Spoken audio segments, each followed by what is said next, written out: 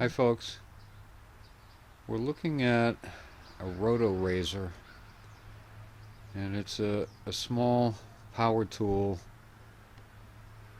These cost about $150, and the reason we have this is because we've been putting in laminate flooring, and my wife more or less insisted we get it. I didn't want to buy it because we had tools that we could use already existing, and I didn't want to pay for more tools because money's tight, but she insisted we get it, so we have it. And I have to admit, it is actually a pretty good tool, and I'm going to show you a little bit more about it. Now, these are some of the tools that I was using previously, and these are good tools for doing laminate flooring. I got this compound saw here. It's a miter saw, and that's a real good tool for doing laminate flooring. And over here we have a contractor saw. It's like a little table saw, and I have a stand that I made for it a long time ago, and that's good for doing laminate flooring. And then I got this jigsaw, and that's essential. And one of the problems that I had with using these tools is I don't have a shop, so I have to work out here in my driveway.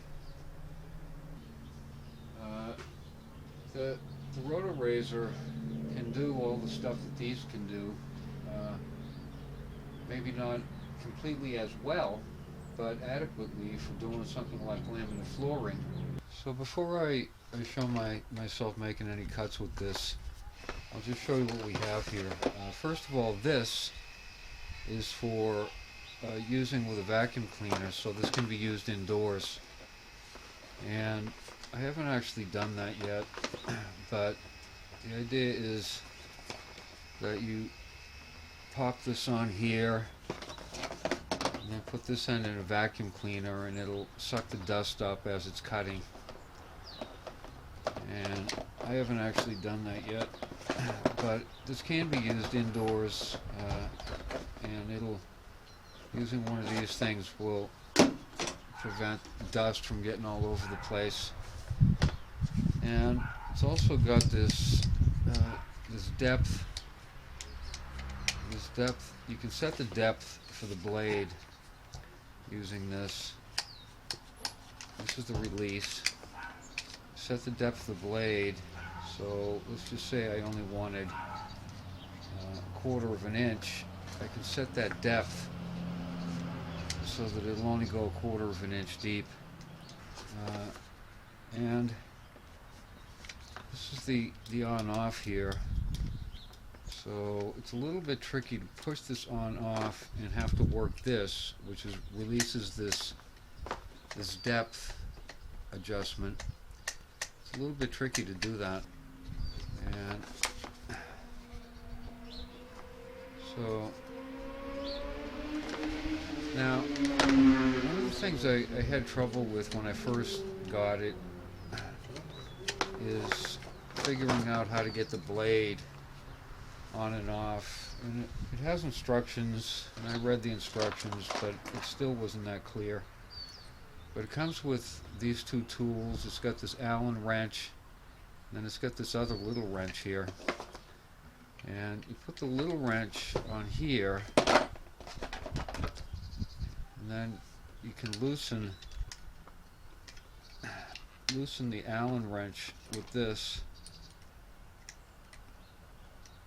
And this got to come out, and then the blade will come out. I should mention it comes with 3 blades too. It's got this little carbide tip blade, and it's got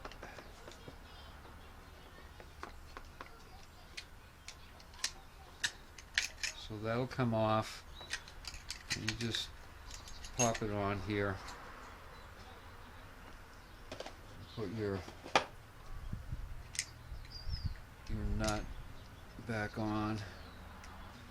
Anyway, I got that blade back on there, and these are the other blades that it comes with. It's got a metal blade. It's got a metal blade, and then it's got this other blade here, and I guess this is for cutting plastic or drywall. And so it comes with these 3 blades, and the one I've been using has got a carbide tip on it.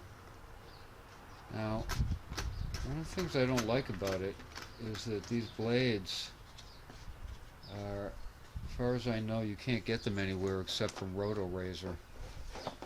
So if you need more blades, that's the place you'll have to get them, at least for now. So next I'll plug this thing in, and I'll make some cuts with it. So I'm going to make some simple cuts with this thing. Now, one thing I should mention is that this blade does not go very deep. I think 3/4 is the maximum, might even be less than that. But for laminate flooring, it's fine. Now, there's a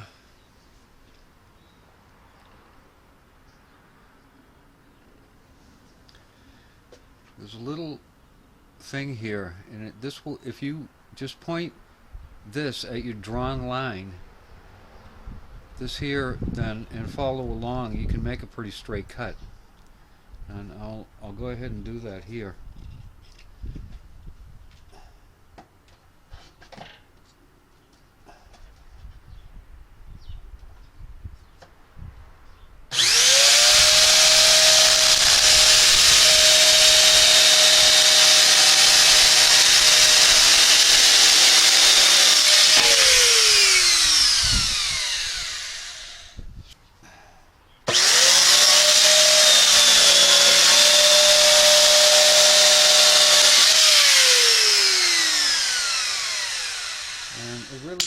It really can make a very nice, straight little cut. It really can. And there's other things you can do with it. It's capable of making a plunge cut.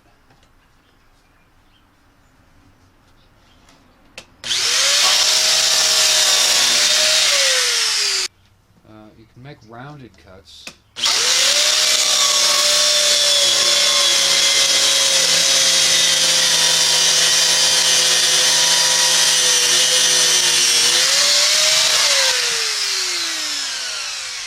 So rounded cuts are possible.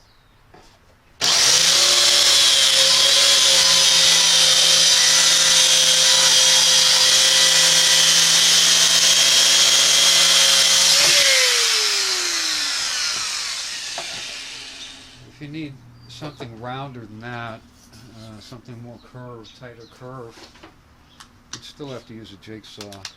But if it's a fairly big curve, you can go ahead and just use that Rotorazer. It'll work. So that's the basic tool. I would have thought somebody like Harbor Freight would have come up with something like this by now, because you know, this is a great tool, but I think it's overpriced at $150. I really do. I could see this thing costing $60 or $70, but $150 seems high to me. So that's really about it. If you have any questions about it, go ahead and leave them in the comments section, and I'll answer them if I can. But overall, I do like this tool. I just think it's a little bit too expensive.